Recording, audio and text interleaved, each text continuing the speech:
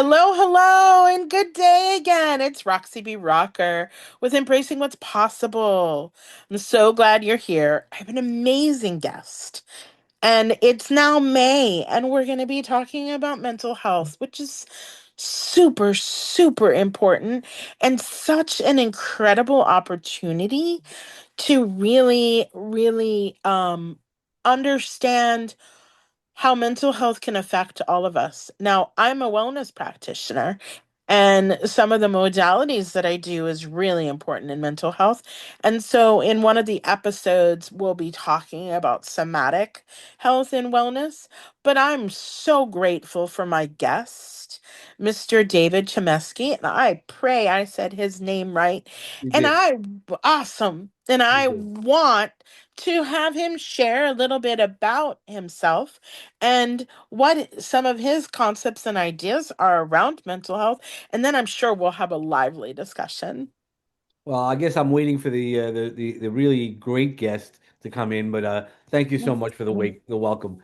Well, I think you're the great guest. Okay, well, I appreciate that, and you know I think the world of you, Roxy. I know all the struggles, and we've had many Woo! conversations Mm, offline. So I just appreciate to be here and to support you, and to support the great cause of mental wellness. Anybody who knows me knows that for the past 15 years, well, I guess even longer, I've been in the mental health space. I got my bachelor's degree in behavioral sciences. That being said, that's not where mhm, I ended up in my career, but God brings us to mm, exactly where we're supposed to be. And probably about 15 years ago, God brought me into therapy, where I finally admitted that I need to attend and learn a little bit more about myself. And that took me on a little journey to bring me back to mental wellness, which also brought me down a deep path where I'm 6 years out as a suicide survivor. So, mm, even though we know what we need mm, to do, we don't always get to do it, or we don't always do it because life gets heavy. Do I have to tell you, Roxy? And I'm mm, sure all your audience, life gets heavy. mm, That's not a mm. surprise. That's No, not, breaking news. no. It's how we carry that weight. And that's what I Right. really enjoy because during my suicide attempt, and I don't know if you've Mm, heard this story, Roxy, mhm. Please is share it yeah, sure. if you're Well, okay with that. yeah, no, I'm completely fine. Okay. In fact, part of the story is I attempted suicide, and while my attempt, I saw a shadow, a ghost, or an Mm, angel, mm, a mm. being that said, "Go back and you got to tell your story." And I didn't know what that meant. And because I'm stubborn, I didn't only try one way. I tried a few ways that as I researched. Part of my outside career has been to do research and to do Right. things. So I'm like, I got this research stuff. Long story, it didn't work, obviously. I'm right here. Thank God that I'm here. And I know now how I won't allow myself to go into that period or to do that again. I've had that question Mm, to me multiple times. How do you know you're not going to go back to that? I won't allow myself. I thought I knew all the answers at that time. And I did know the answers at that time. At that time, I was able to help people in my situation. And mhm, in fact, even with my own situation, I was like, hey, it's okay. I'm fine with the results that's going to happen because I thought it was for the greater good of my family and things like that. There was things I didn't know, and there was things I wasn't willing to hear. So a lot of times we get into those positions of we need to hear the real truths. And by doing that, that's where, one of the speeches I've given over the years mm, is talking about the monsters in our head versus, mm, versus the monsters under our bed. The mm, monsters under our bed, man, they will scare us. They will do all the mm, things that, we make up. But the monsters in our head prevents us from living us the life that really needs to be lived. And those are the ones that we need to slay. And I've been lucky enough to slay a lot of my monsters. I still have plenty of monsters to go. And but I'm not the person who I was 6 years ago. I really am not even the person who I was a year ago. Right. Because we Thank grow. you. You know, if you keep pushing yourself to Yeah. grow, and that's one of the things about mental wellness is I've had some challenges in the past year, Mhm. very, very heavy challenges. And what you do during those challenges is a great test to yourself. And that's one of the things that, we can go talk about here today. Well, I mean, I have fallen on very hard times, and my life has been very disruptive, Mm. distracted, very painful. I mean, things that shouldn't happen to a woman, a young woman, when she was young, happened to me, especially in my young adult years. Mm. And, you know, but for whatever reason, I never wanted to give up on my life. I might have hated my life, but I never really wanted to ever give it up. I had to help friends through suicide. Um, but I've never hated my life so much that I just wanted to leave the planet. I hear so many people who want to leave the planet, who just want to end things because they think that it will end the suffering. And one of the things that I'm chuckling about right now with something I'm working on is I want to end this horrible cycle of money. And money has always been a problem for me and always been a sadness, suffering. And I want to make a joke. I almost want to write a book that I'm not your money coach. But I want to end the cycling of suffering because I think there's a lot of people who get sad and who get distracted and who get hurt over the fact that money can be very problematic. And I don't know how, what I find interesting, David, is I don't know how we walk through life, right? Maybe somebody hasn't had a lot of obstacles or they haven't had a lot of misery or whatever that suffering is. But their turns and their monsters in their head, monsters under the bed, I kind of like that. Whatever is happening for them, there's a level of suffering there. And one of the gifts I think that can happen in our lifetimes, and I'm hoping you might agree with this, is that there can be shifts. And inside of those shifts, we can start walking through whatever God is for us, whatever spirituality or mental wellness is, and start growing. Well, 100%. I think that's part of what we have to do is grow through, no matter what horrible things you've gone through. And, I'm sorry that you have experienced those things. The thing is you have to grow through it. Mhm. When you're ready in a right resources, making sure you have the right resources and go through it healthy. I at one point I was a certified peer recovery advocate. Oh, So I know, yeah. yeah, so I know how people sometimes cope with things. People who aren't using substances, and we all use substances on so many different levels. It could just be Yes. eating, overeating. I'm Mhm. guilty of that, and but it's how we look at those resources and what we do with it and how we cope. What's our coping mechanisms? A lot of that is taught to us uh, either intentionally or unintentionally as we grow older.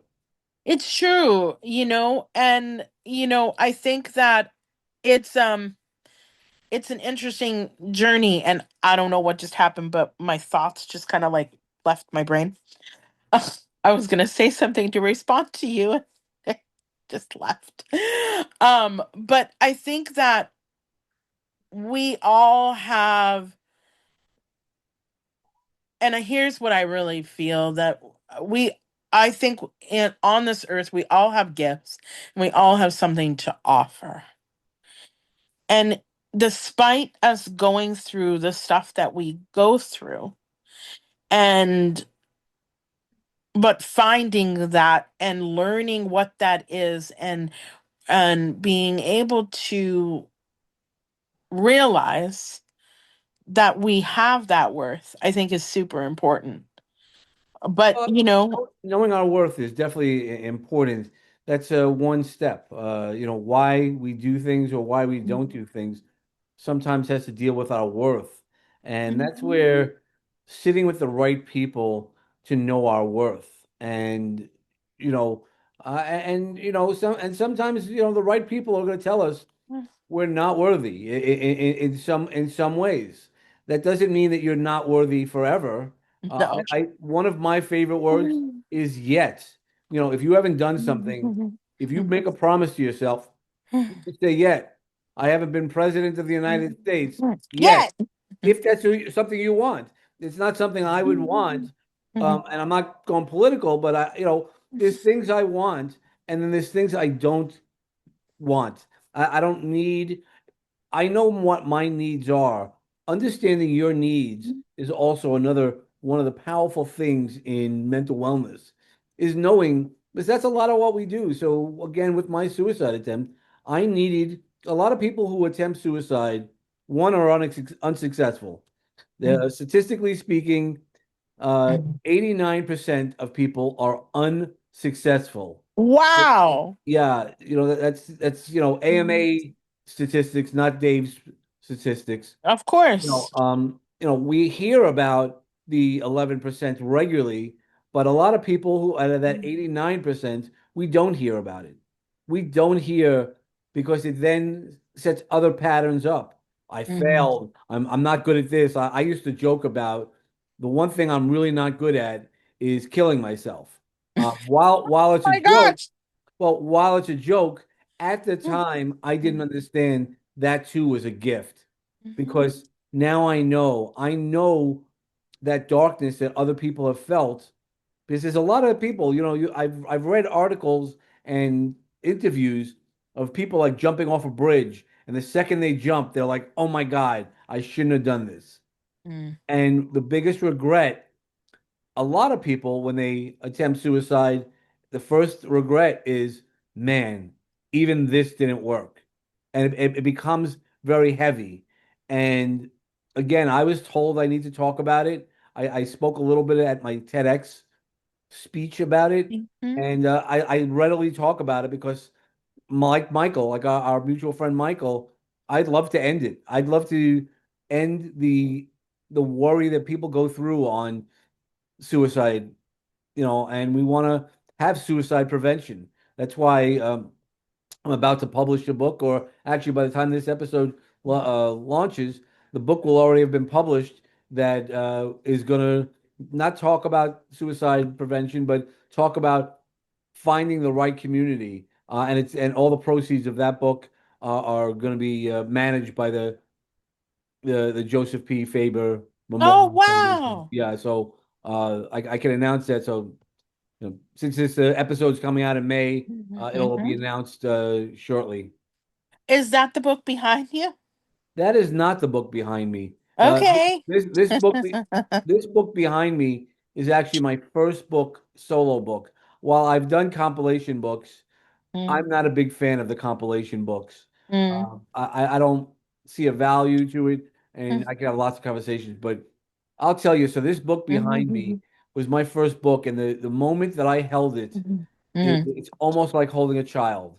I Uh, get it, that. it is, it's my book, has my Mm, name on it, and yeah. it's things that I wrote. Hmm. They're very personal things for me in that book. There's stories of my life. There's, in fact, at the end of the book is a picture of my mom's hand, the last time I got to hold my mom's hand while she Mm, was on this planet. And, it's all those things that we do that makes us grow. I mean, when your heart says it's your time to soar, mhm, and what we do, the first heartbeat we hear is our mother's heartbeat, and then how we grow through things. In this book, there's a story about my first girlfriend. We've all had that first relationship, and in that relationship, mm. she got killed by a drunk driver. So I've experienced things, but I want you not to only feel sad for me, No. that I've all taken out something from it. So Mm, even the loss of Sandy, uh, it's another book that's coming out, but I ask everybody to remember their first love, not in a sad way, but how do you feel like that? Do you feel that way with your current partner?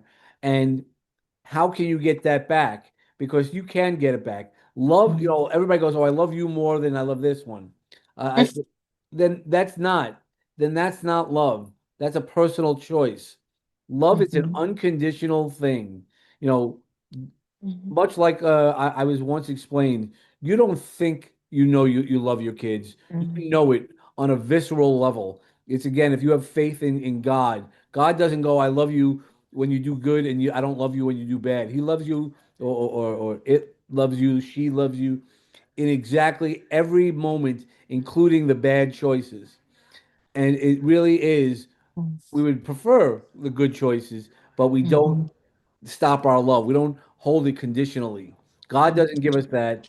And when you can love people and not like their decision and say, I don't like something that Dave did, that's Right. okay. But do you love Dave? That's a different question. You You know. know, and I say this all the time, David, that, sure, you could hurt me. Sure, I could be rage and I could be anger because of that hurt. And I've been hurt. Bullying, rape, sexual assault, I've had it done. And my family, I've shared a little bit of my family on the virtual stage yesterday, Mhm. Wednesday. And but when it comes down to it, the only person I haven't been forgiving and I'm working on it slower with is my brother. The emotional and the physical abuse that my brother gave me has been really hard to accept and swallow. So I deal with that with a lot of hurt and pain. But for the majority of the world, even if you've hurt me, I'm going to love you unconditionally because my heart is so big that I want to love you unconditionally.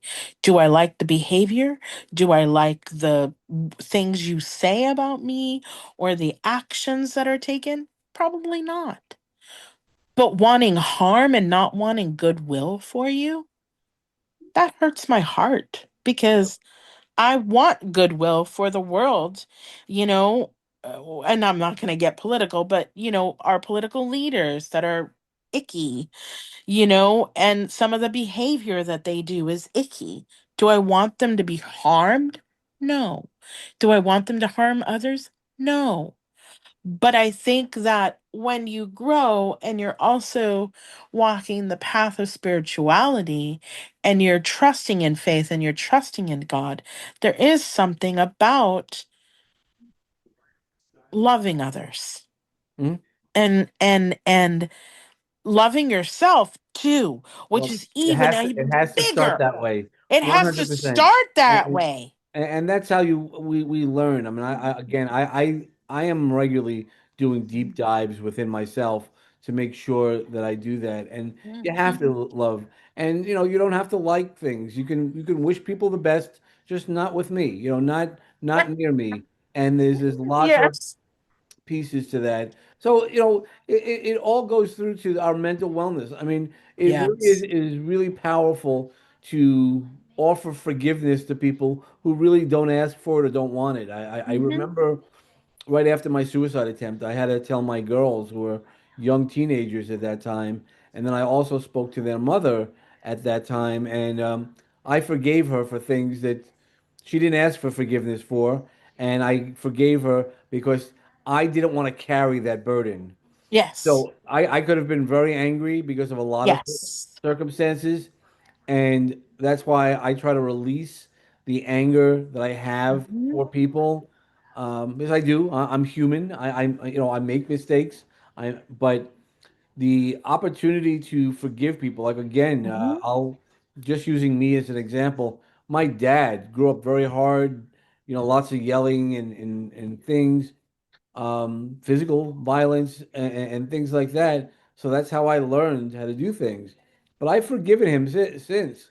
And we all do the best. Generally, we all do the best we can with the tools that were given to us until we realize those tools were not really tools. Those Mhm. tools needed to be changed differently, or those tools needed to be used differently. Of course. Absolutely. Absolutely. I'm not sure where we are on time, so I'm gonna ask a couple more questions and maybe do some wrap up. Sure. Um, so what are some mental wellness tips, support, resources, maybe this book coming out that might be available to people when they're going through this, whether they are suicidal or they're really having a deep challenge? Well, if you're suicidal, get professional help. Look Mhm. for professional help. While lots of people can talk to you and mean well, get professional help. That's the one thing, when I sit with somebody and I know how to sit with somebody to do that, but I always say we need to bring in somebody else. Know your Mhm. boundaries. So I would say that to Mhm. everybody who wants to help. And I had a lot of people, oh, you should just call me up. And I go, and what? Like I had a friend who once Yeah. called me up and saw me on Facebook, and he said, "You sound upset. Are you okay?" I go, "Yeah, I'm fine." Ask me again, are you okay? Yes, I'm fine. And then I go, no, I'm not. Now what are you going to do? You're in Nebraska and I'm here in New Mhm. York. So now what's your plan? Mhm. The idea is to always be honest with people where I'm known to, hey, Dave, how you doing today? Yeah, not so good.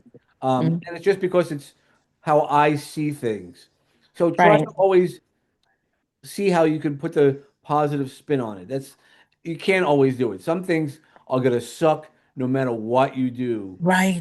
So I'm not gonna say put a sunshine on it and it makes it better. No, some You, things suck. and I have to say, I went on and I did a live with somebody once, um and it was the first time I was actually talking about my domestic violence. It was the first time I was actually talking about my rape. And the woman had a brand new, I don't even know what kind of coach she was, but she was brand new. The beautiful woman had disabilities, but she was like a brand new empowerment coach. And she was kind of there to be the support. And the things she said to me, the question that was asked to her was, well, what would you have done to help her? And her answer in response to me was, oh, you could have had some positive affirmations. And I said, all right. I said, all right, I'm going to say this to you kindly and respectfully. I said, I just got raped. And I got raped for the fifth time by a boyfriend of mine that kept on raping me. The last time he raped me was in a hospital bathroom. And you're telling me to do positive affirmations. I said, how is that going to help me? And how would that have helped me at that time? I said, of course, I needed to see my therapist and I needed to see a professional. I said, but I really can't respect. And I want you to be cautious on what you're telling people when they're going through a lot of trauma. I Right. said, because this isn't safe, nor is it okay.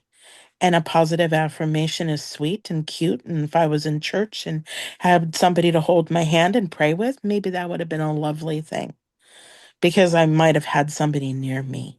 I said, but after leaving that bathroom, and knowing what happened to me and being in awareness and not wanting to take it anymore, no positive information was going to effing take care of that for me. Yeah, well, that's where, unfortunately, a lot of people, they read a book. Oh, yeah. And Oh, yeah. like that would be an instance where if I was put into that position, I'd say, okay, we need to get a professional. I could say, Hmm. I'm sorry that you experienced it, Hmm. and what Exactly. boundaries can we work on?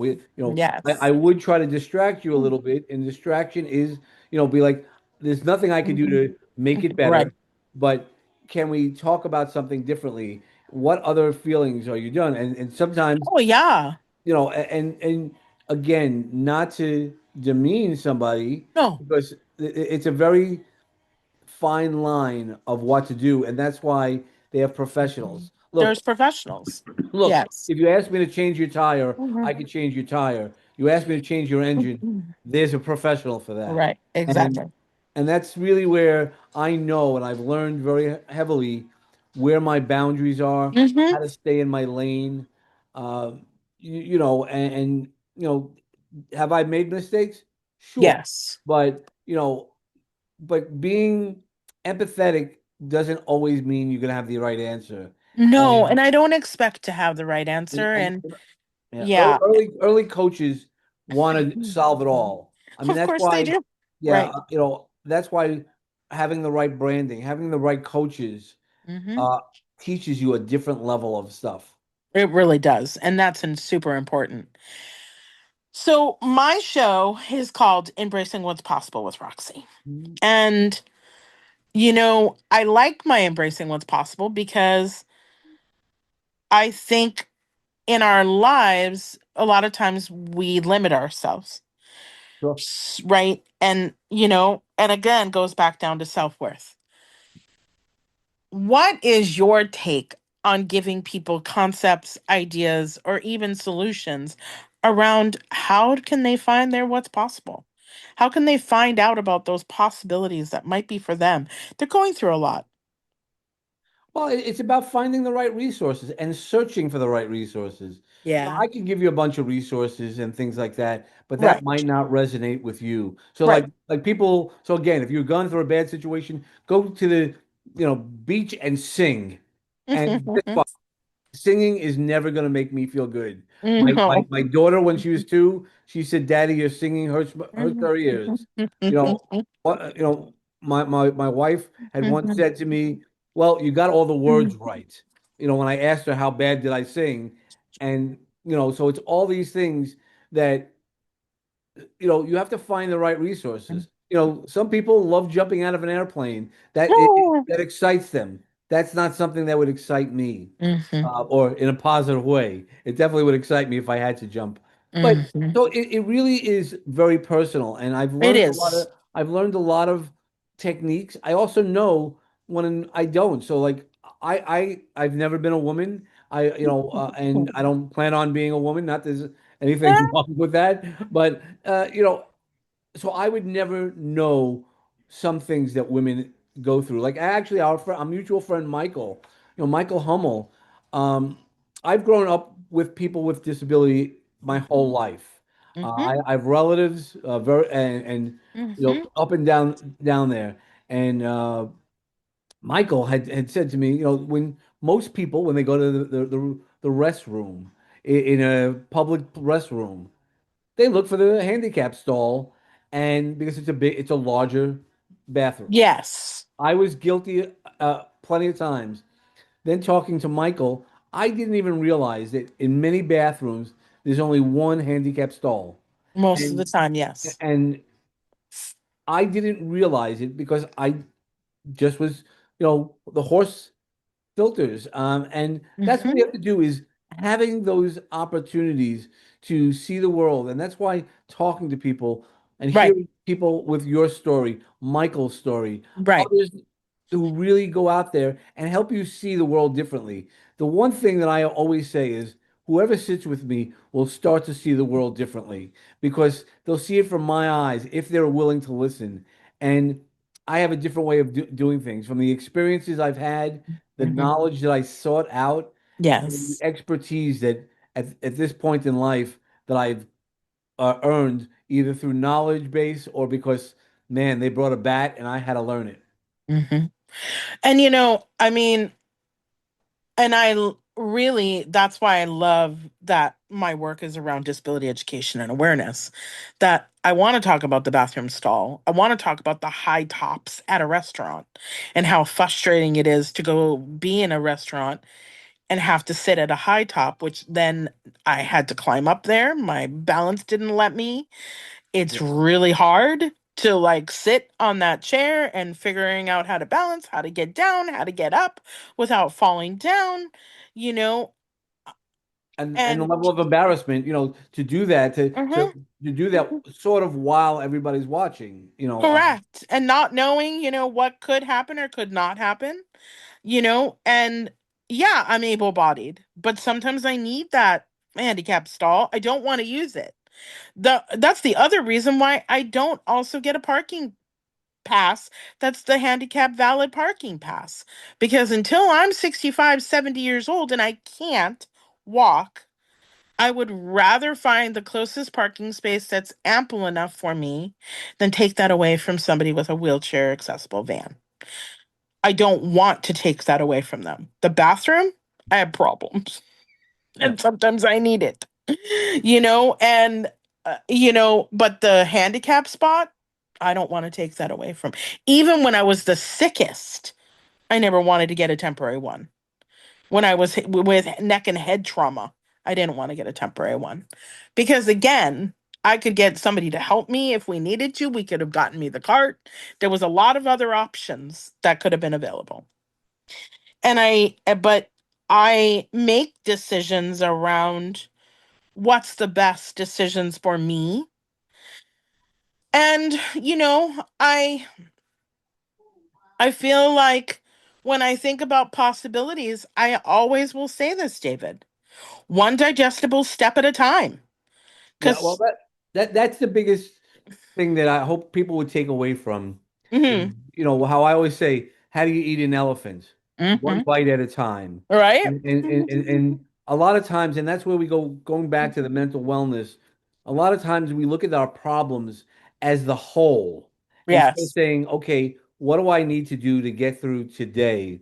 Correct. One moment for the next moment. I mean, much like in your situation, some of the things you've gone through, Mhm. you didn't want to go through. That's why people do try to attempt suicide because they Yes. don't want to go through it. They want the pain to stop. Not everybody wants to die. They want the The pain to pain to stop. stop. And Mhm. it's when learning how to sort of sit in the ashes. I use the Yes. phoenix metaphor a lot. Sit in the ashes till we get that spark back from God. Yes. The part of the story, Yes. part of And the when I story, talk about the sparkle, and they all call me Sparkle, which mm, is beautiful and fine, it's really about that light that needs to shine out. And it's about that spark from God that I'm searching for all the time. Because there are some days it's bright and shiny as the stars. And there are other days that it's a struggle. 100%. That's life. And that's life. Yeah, and I'm not.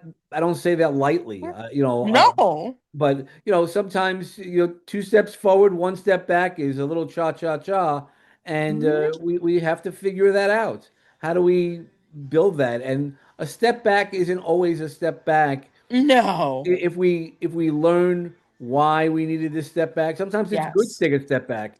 Sometimes it's good to not see the forest from the trees. Hmm. And that's the one thing that I hope your audience really hears is that no matter what's going on, things will change. Oh, Yes, gosh, yes. yes, it could get worse, but Oh, at yeah. some point, it also does get better. And I Ye- feel like I'm at a very low point right now. I'll tell my audience, I feel like I'm a very low point right now in finances, but I have an amazing life. And so, even with me being at the lowest point that I'm at with a financial situation, I am wealthy, clothes on my back, great partner, house over my head. Right. I mean, It's I all have perspective. Yep. so and Yep. Yep. unbelievable friends, fantastic people. I mean, I'm wealthy in multiple ways. Yep. Yep. This will shoe shall pass. Yeah, well, it's knowing those perspectives. That's why when you asked me for the Yes. book behind me, I have those Pathfinder perspectives. Oh, It's lovely. the, it's those things that we have to think about. Again, I lost my girlfriend, but I still moved on Yeah. eventually. How did I do that? There's a lot of things that I did. Just because we've Yes. experienced something doesn't. We've also experienced amazing things in our lives, Yeah. and while we think so, again, and I want everybody to talk about. So while I talk about 6 years ago, I attempted suicide. Mm-hmm. Okay, so I had a good life beforehand. I had a Mm-hmm. wonderful life. Afterwards, guess what? I spoke on a TEDx stage. I have published right now, 5 or 6 books by the time this episode comes out, it'll probably be closer to 10. I have wrote those books. It's not AI. I have done those things. Mhm. And I have done some amazing, amazing things. I've spoken on stages. Mhm. I've had disappointments through it. I've learned who I am Right, since I attempted suicide. right. I know today the person that you're seeing right now, I know that person really well, much better Uh-huh. than I ever did in my life. And I really like the guy who now And looks at me in across the mirror. and I appreciate that. I mean, and I don't know if you were at Movement Maker, the personal and professional development event in 2022. Were you there? Not 2022. Mm. No, I So in 2022, you know, whoever was there watched me barely be able to walk. I couldn't get up. I couldn't move. It was hard to move around. Where my hotel room was way, way, way far from the thing. I didn't ask for all the things that I could have. I'm still healing from a brain injury and a neck injury and a whole body injury. I got permission to fly and I had those tickets. Everything was already paid for before the accident. I was ready to rock and roll. Couldn't wait. And I also had financial wealth. And it wasn't perfect, but I had enough to do the things that I wanted to do. And I made it. I may not have been able to be perfect that day.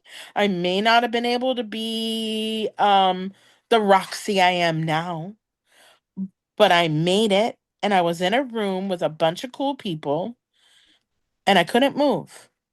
And but I was lucky to be alive.